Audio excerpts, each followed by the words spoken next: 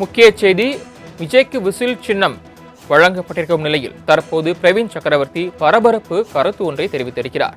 விஜயின் தாவேகா கட்சிக்கு விசில் சின்னம் ஒதுக்கப்பட்டது குறித்து விசில் ஊதப்படுகிறது என எக்ஸ் தளத்தில் காங்கிரஸ் கட்சியை சேர்ந்த பிரவீன் சக்கரவர்த்தி பரபரப்பு கருத்து ஒன்றை பதிவிட்டிருக்கிறார்.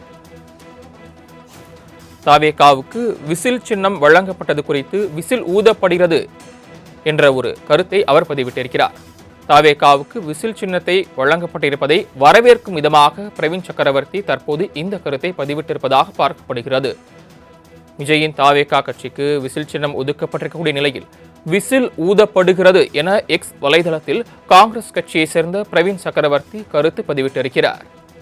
முக்கிய செய்தியாக தற்போது நாம் பார்த்து கொண்டிருக்கிறோம். சற்று நேரத்திற்கு முன்பு தாவேகாவுக்கு தேர்தல் ஆணையம் விசில் சின்னம் ஒதுக்கீடு செய்திருந்த நிலையில் தற்போது அந்த கட்சிக்கு விசில் சின்னம் ஒதுக்கீடு செய்யப்பட்டிருப்பதற்கு காங்கிரஸ் கட்சியை சேர்ந்த நிர்வாகி பிரவீன் சக்கரவர்த்தி விசில் ஊதப்படுகிறது என்ற கருத்தை பதிவிட்டிருப்பது அந்த கட்சிக்கு அவர் வரவேற்பை தெரிவிப்பதாக பார்க்கப்படுகிறது. கூடுதல் விவரங்களை செய்தியாளர் நௌசாத் வழங்க கேட்கலாம். நௌசாத், விவரங்கள். வணக்கம் சரவணன். 2026 தேர்தல் விசில் ஊதப்படுகிறது என ஒரு கருத்தை என்னுடைய எஸ்தல பக்கத்தில் பிரவீன் சக்கரவர்த்தி பதிவு செய்திருப்பது மிக முக்கிய ஒன்றாக பார்க்கப்படுகிறது. ஏன்னா தாவேகா கட்சிக்கு தக்க விசில் சின்னத்தை தேர்தல் ஆணையம் ஒதுக்கப்பட்டிருக்கிறது. அது ஒதுக்கீடு சமூக முழுவதுமாக விசில் சின்னமாகவே தொடர்ந்து சமூக வாசிகள் டிவிக்கு ஆதரவாளர்கள் தன் கருத்தை பதிவு செய்கிறார்கள்.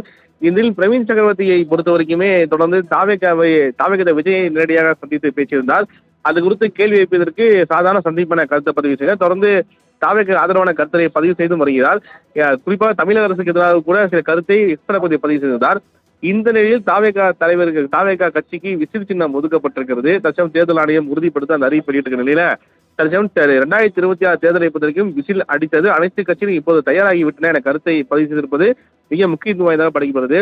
ஏற்கனவே தொடர்ந்து எந்த கட்சிகளும் தாவேகா ஆதரவான எந்த கருத்தையும் பதிவு செய்யக்கூடாது என்ற கருத்தை தமிழ்நாடு காங்கிரஸ் கமிட்டியுடைய தலைவர் செல்வந்தகை ஒரு ஆலோசனை வழங்கியிருப்பதாக கூட கருத்து தகவல் வெளியானது. ஆனால் இந்த நிலையில் தொடர்ந்து பிரவீன் சக்கரவர்த்தி இந்த கருத்து பதிவு செய்திருப்பது மீண்டும் காங்கிரஸ் கட்சிக்கு ஒரு உதாரணமாக இருக்கிறது. அந்த அடிப்படையில் தாவேகா விஜய்க்கு வரவேற்று இந்த கருத்தை பதிவு செய்திருப்பது மிக முக்கியத்துவம் வாய்ந்ததாக பார்க்கப்படுகிறது. சரவணன், தாங்கள் வழங்கிய தகவல்களுக்கு நன்றி நௌஷாத்.